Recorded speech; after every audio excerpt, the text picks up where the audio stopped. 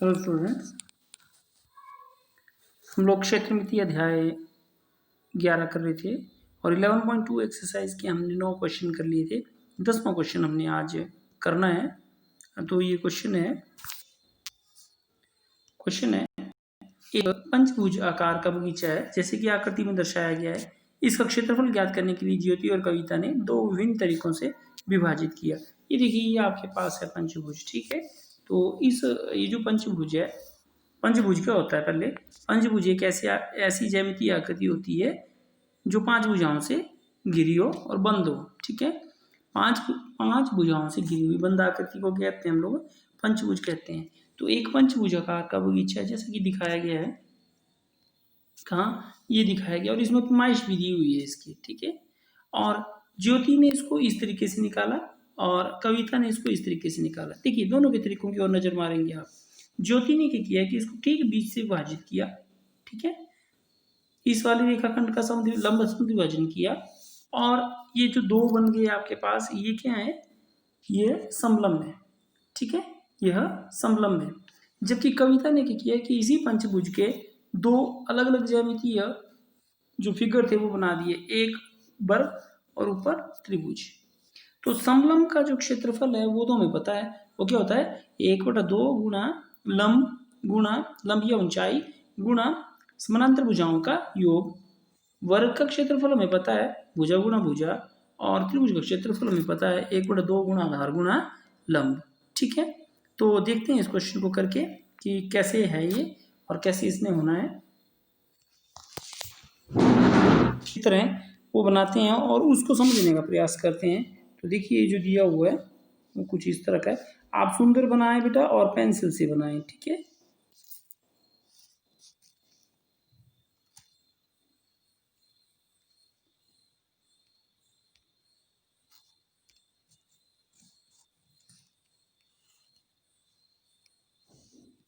ठीक है, तो ये बन इसकी ज़रूरत नहीं है हमें।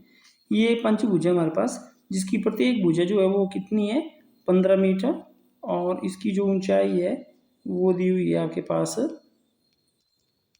ऊंचाई दी हुई है आपके पास, ये जो ऊंचाई है ये दी हुई है आपके पास 30 मीटर,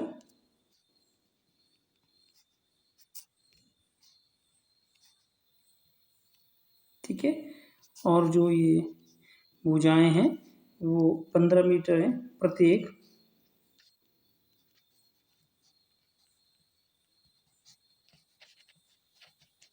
देखिए, इस फिगर को जो ये पहली लड़की है ज्योति, उसने इस प्रकार से देखा, और शायद अब आपको भी समझ आ जाएगा कि ये फिगर क्या है। और उसने इसका इस तरह से देखा, ठीक है। तो ये वाली जो भुजा है ये है 30 मीटर, ये सामने वाली जो समानांतर भुजा है इसके ये है 15 मीटर, और ये क्योंकि लंब समद्विभाजन किया हुआ है, लंब समद्विभाजन किया हुआ है, तो ये वाली रह जाएगी 15/2,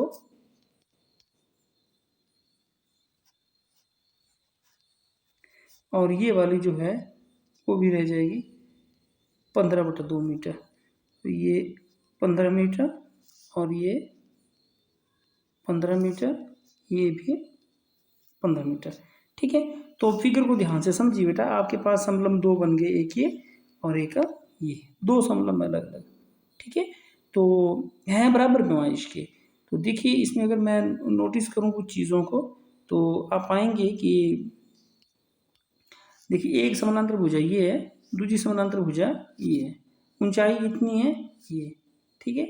तो कुल क्षेत्रफल अगर मैं इस फिगर का निकालना चाहूँ तो वो हो जाएगा क्षेत्रफल भाग 1 जमा क्षेत्रफल भाग 2, ठीक है, ठीक है। या मैं इसको लिख सकता हूँ 2 गुणा क्षेत्रफल भाग 1, और वहाँ से फिर मैं इन वैल्यूज को भर के आंसर निकाल दूंगा। तो देखते हैं इस क्वेश्चन को करके। फिगर समझ में आ गई होगी आई होप आप लोगों को। तो देखिए बेटा, इसमें आपके पास आ जाएगा जो ज्योति है लड़की, ठीक है। ज्योति के मैंने हेडिंग दे दी, ज्योति के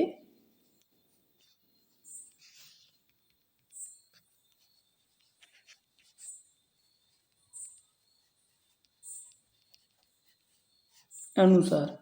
तो क्या आ जाएगा आपके पास, पंचभुज का क्षेत्रफल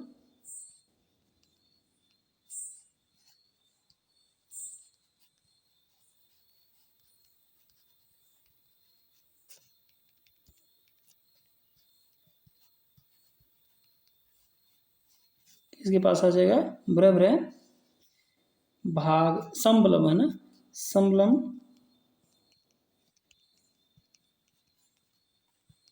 एक का क्षेत्रफल जमा समलम दो का क्षेत्रफल। ठीक है, तो इसको भरता हूँ मैं, अब क्या आएगा, ये आ जाएगा आपके पास,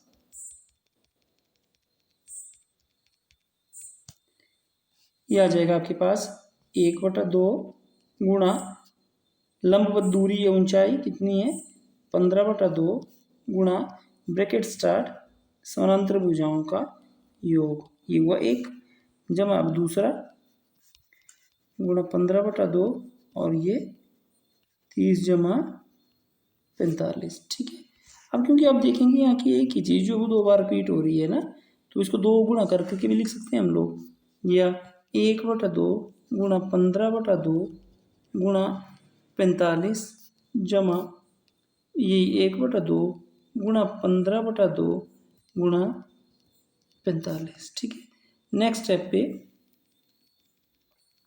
क्योंकि एक ही चीज़ 2 बार आ रही है तो मैं इसको लिख सकता हूँ,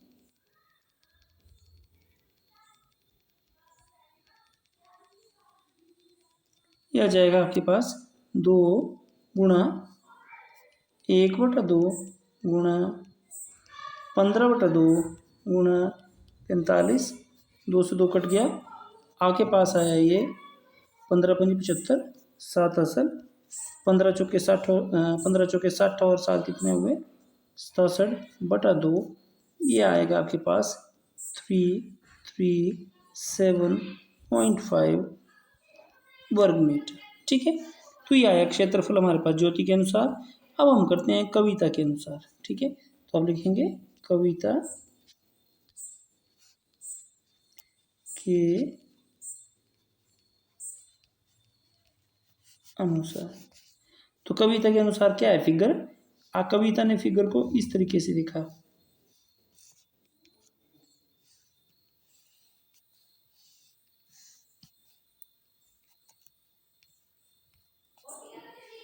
ये इस तरह से, तो आपके पास आ गया ये भुजा है फिगर 15 मीटर, ये भी 15 मीटर, ये भी 15 मीटर, और जो इसकी ऊंचाई होगी बेटा ये लंब ऊंचाई, ये भी 15 मीटर, ये भी 15 मीटर, ये भी 15 मीटर।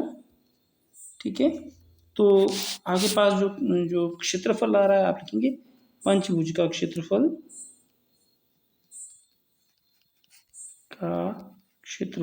कितना आ जाएगा, बराबर त्रिभुज का क्षेत्रफल जमा वर्ग का क्षेत्रफल। तो त्रिभुज का क्षेत्रफल क्या होता है 1/2 गुणा आधार कितना है इसमें 15 गुणा लंब कितना है इसमें 15 जमा वर्ग का क्षेत्रफल कितना होता है भुजा गुणा भुजा, तो 15 गुणा 15, तो ये आ जाएगा आपके पास 15×15 ये 225, 225/2 जमा 15×15 ये 225, तो ये कितना आ गया आपके पास, ये आया 112.5 जमा 225, और ये नेक्स्ट स्टेप पे आपके पास आ गया 337.5 स्क्वायर मीटर। ठीक है, तो इस तरह से ये क्वेश्चन पूरा हुआ। देखिए दोनों का ही जो क्षेत्रफल है वो बराबर है। ठीक है, तो नेक्स्ट क्वेश्चन की ओर बढ़ते हैं। अब पिक्चर फ्रेम, ये प्री पिक्चर फ्रेम है आपके पास की बीमाएँ दी हुई हैं, बाहर की देखो 24 और 28 है, अंदर की दी हुई है 16 और 20। ठीक है, तो प्रत्येक खंड की चौड़ाई समान है, तो प्रत्येक खंड का क्षेत्रफल ज्ञात करना है आपने। ठीक है, तो सबसे पहले एज यूजुअल डायग्राम, तो देखिए आप डायग्राम बनाना इसका बिल्कुल आसान सा है।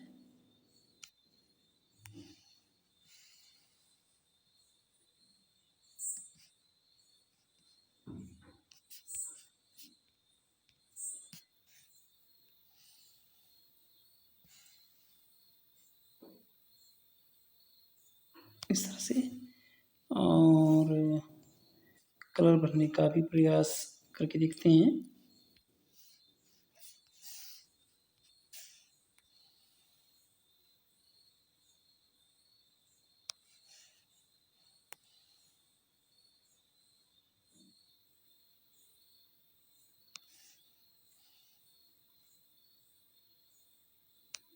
इस तरह से है। तो ये थोड़ा सा बढ़ गया है यहाँ से कोने।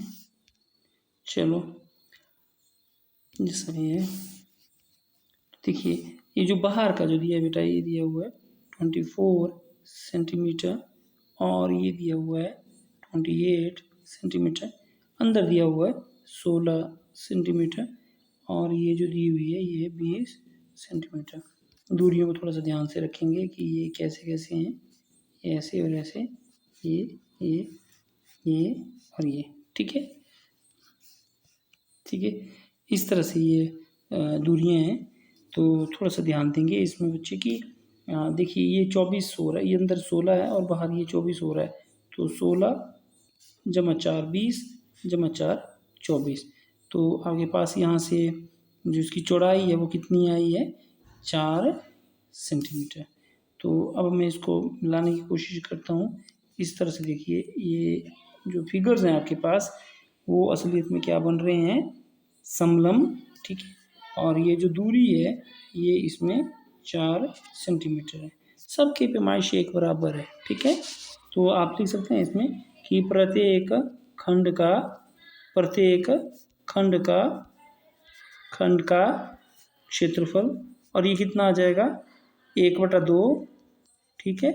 1/2 गुणा लंबवत ऊंचाई है 4, गुणा समानांतर भुजाओं का योग। समानांतर भुजाएं कितनी है, अंदर 16 और बाहर 24। तो 16 जमा 24, 16 जमा 24, ठीक है। तो इसको करिए आप पूरा। तो 1/2 गुणा 4 गुणा 40।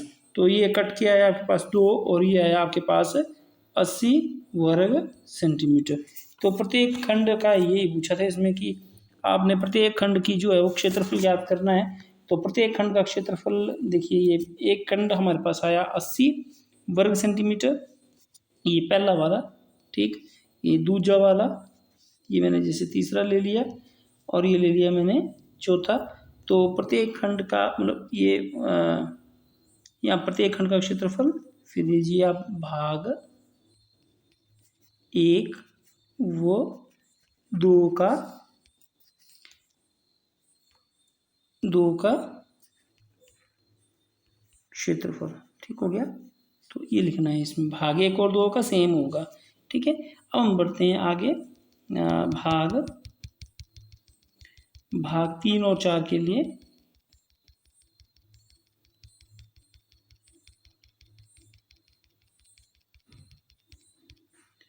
अब आप लिखेंगे का क्षेत्रफल, ठीक है। ये पहले से हेडिंग, अब लिखेंगे आप इसमें भाग भाग 3 व 4 का क्षेत्रफल, ठीक है। तो इसको देखते हैं हम कितना आएगा।